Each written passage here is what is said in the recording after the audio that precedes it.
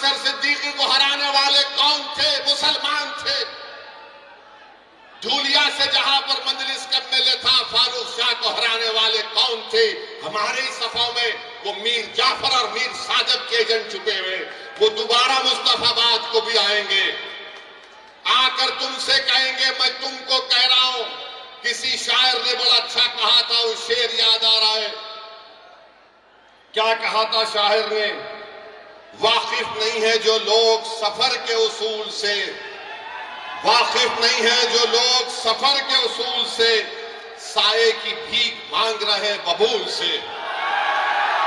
ये वो लोग हैं आकर वही सेकुलरिज्म का पुराना राग लगाएंगे। अरे कहां का सेकुलरिज्म है बताओ? ये सेकुलरिज्म है कि केजरीवाल को बेल मिल जाती है और दूसरों को नहीं मिलती? कौन सा सेकुलरिज्म है बताओ ये मेरे अजीज?